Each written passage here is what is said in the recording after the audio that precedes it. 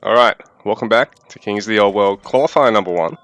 Got Musketeer on Maltese and Minimoult on Italians today in this game number 1 of their best of 3.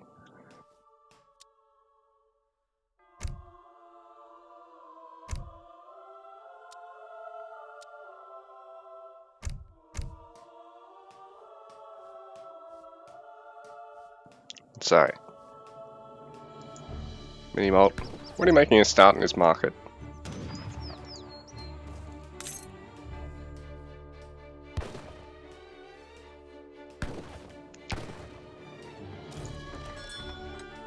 So it looks like Minimoult actually producing this for free with the Architect. While Musketeer appears to just be using the settlers to build for the minute. Oh, sorry, he's Maltese, obviously. Forgot for a second that it wasn't an Italian's mirror.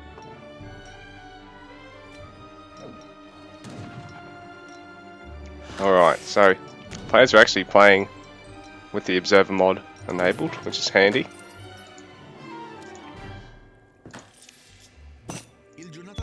So even if I miss eco-tech, I'm still going to see them. Like hunting dogs there. A Musketeer. Great goat already for Minimoult's settler.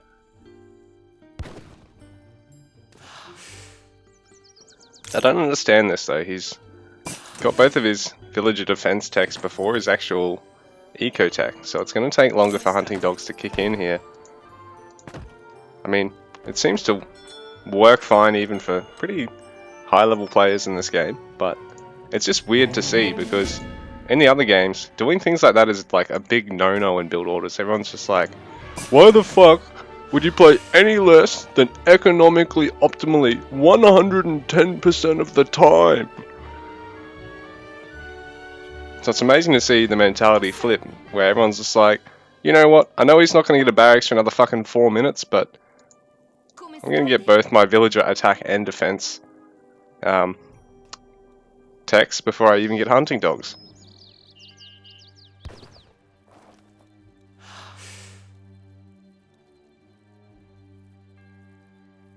Like if you're playing AoE 2 or AoE and you train Loom before you're being attacked, people are just going to fucking laugh at you.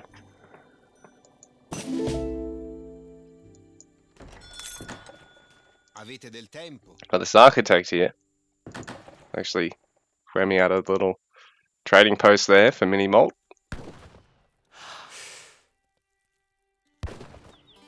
And it looks like it might actually be the free one.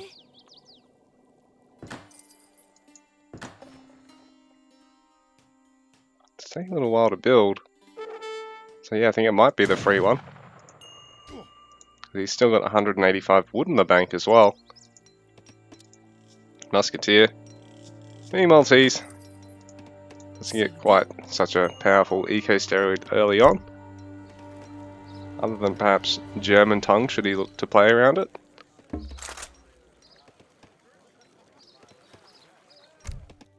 Merchant Republics is also pretty solid because it does mean that all your trading posts give you 35% increased drop off.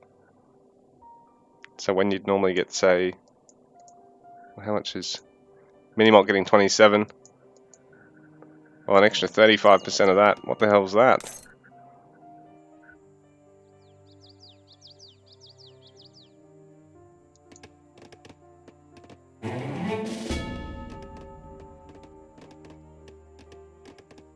$8.45 extra, so you end up getting 35 XP every run instead of 27. So it's probably not so powerful on a map like this, I don't think. Because I think longer trade routes are better. But even though the run's really quick, there's a slight delay between when it starts and when it finishes. I mean, when it finishes and then when it next runs. So that ends up slightly eating into the overall value. So longer trade routes are better, because in theory they're not, because the actual distance is everything, but like I said, once it crosses there is a slight delay before it runs back on again.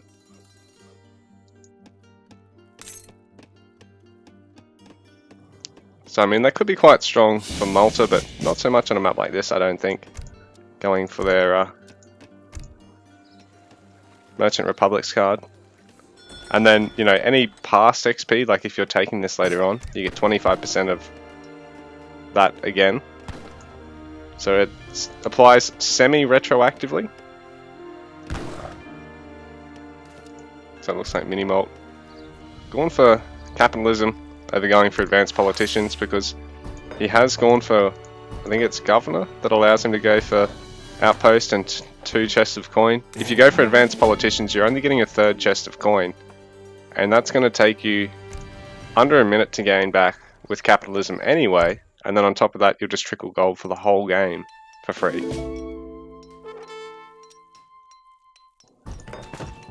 The Musketeer's got a commandery. It's like an improved stables and defensive structure. Acts as a tower, 1 garrisoned, a stables.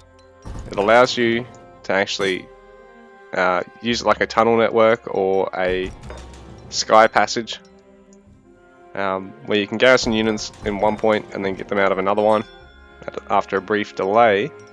And on top of that, there is also the German tongue steroid and Wegener Court constructions, a pair of which, you know, give Maltese quite a solid eco. So Musketeer going to try and raid Minimoult now. Who for the moment hasn't really worried about getting lots of Lombards or his Basilica out. Ready. He's just got the resources he needs to work towards a quick fortress age by the looks of things. So it looks like he's going to take that and use his explorer to buy himself a bit of time here, because Musketeer is going to attempt to focus him down, so Minimoult's just on the run with him for now.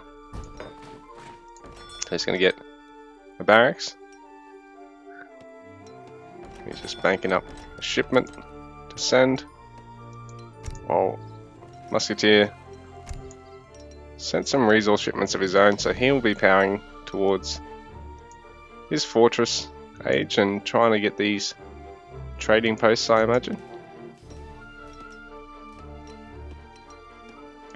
Because Musketeer, yeah, he did have the wood bank there, it's just a bit slow on adding the trading post.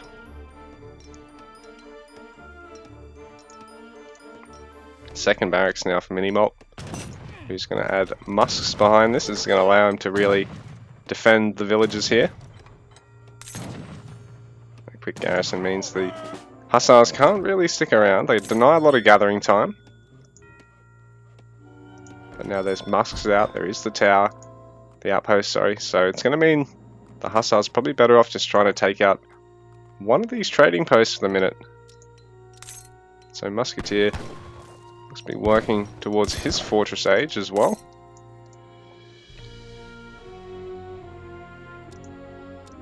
Surely Musketeer, yeah, he knows about both of them. Commandment.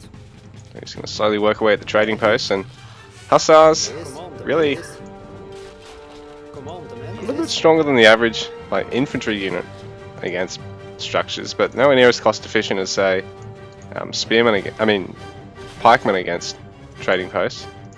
And now musks on the move here for Minimoult, so these guys will possibly be able to stop this or even just pressure the base of Musketeer, who behind this not really adding any army for the minute. Minimoult just spamming musk production while he gets the second barracks.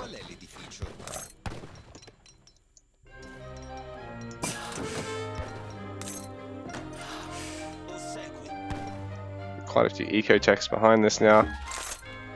Tier 2 gold and food upgrades. And his first here wood upgrade as well. So Minimoult's gathering's going to be pretty phenomenal for only 25 villages. Only 23 here for Musketeer. And the trading post is going to get saved by the looks of things.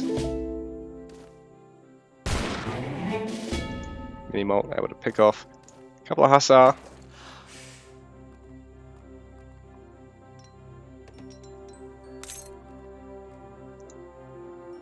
Musketeer. Just playing it safe for now. Add some of his own sentinels. These guys like an improved musket unit. But there's already falconets on the field here for Minimoult.